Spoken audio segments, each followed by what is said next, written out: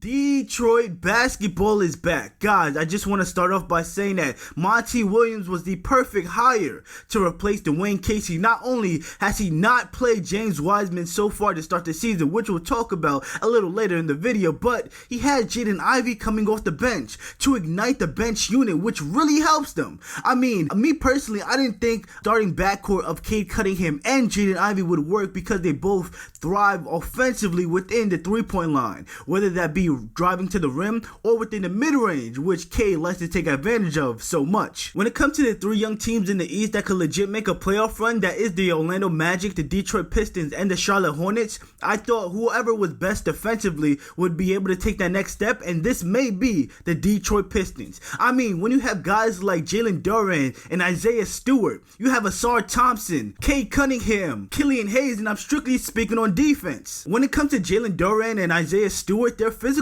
nature on both offense and defense makes it difficult for the matchups every single night. I don't think people realize the development of Isaiah Stewart's jump shot has completely changed the ceiling for this Pistons team. When you have him at the 5, you could put him in the corner on offense while still having DUREN or Marvin Bagley playing alongside him at the 4, still giving you the ability to play 5 out while not losing any rebounding or defense on the other end. The Detroit Pistons have the most talented big rotation in the entire league. I mean, Marvin Bagley has looked really good so far, and outside of Isaiah Stewart, DUREN is an athletic freak. I mean, you cannot stop him when it comes to offensive rebounds or rebounds in general. When he's rolling to the rim, do yourself a favor and get out the way. Alright, I think that's enough glazing the Detroit bigs. Cade Cunningham has now embraced the physicality of the NBA. Him driving to the rim is almost unstoppable with how big and how long he is. Pause. But what has impressed me the most is his ability to hit mid-range shots consistently.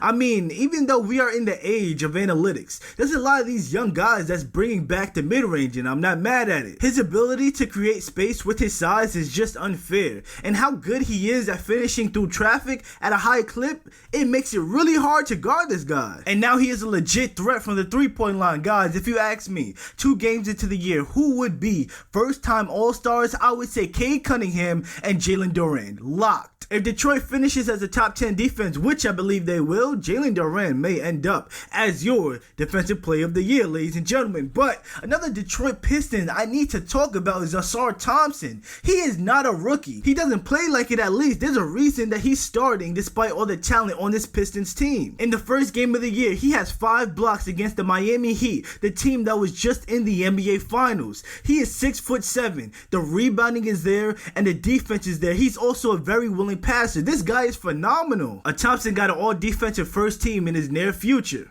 I'm talking about next year, brother. Now, of course, he is still finding his way on offense, but any concern you had about Ausar Thompson because he played in OTE has quickly evaporated because he is a dog. I mean, that's the best way to describe it. With the intensity, the fierceness that he plays with, he's a dog. He comes right at you, and most importantly, he's a winning player. Shout out to Killian Hayes for still being the starting point guard for this Detroit Pistons team. Although the offense isn't there every night, you are still really good on defense. You may not be the best perimeter defender on this team anymore now that Ausar arrived in the D, but you're still a pretty above average playmaker, and I still like the grit and grind you bring to this team. Now, although you were able to do nothing with Zach LaVine with the night he was having, dropping 51, and your team still losing by double digits is crazy to me. Alec Burks continued to be one of the best role players and my personal favorites when it comes to role players in the entire league, man. It's crazy because this Pistons team is still without 2 more of their vets in Bogdanovich and Monte Morris. Now, will they add them to the rotation and maybe mess up some of the chemistry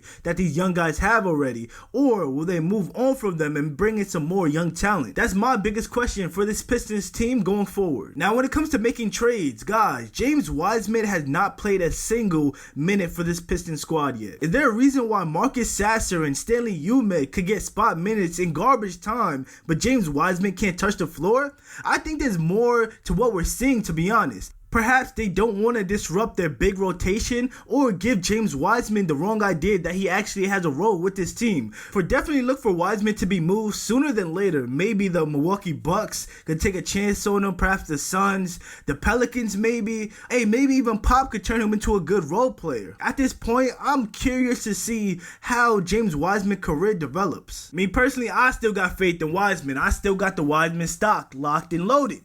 But with that being said, guys, let me know what you think of this Detroit Pistons squad. Make sure you comment down below, leave a like, subscribe. We're on the road to 1,000 wow subscribers. Turn on post notifications to not miss a single video, and I'll see you on the next video.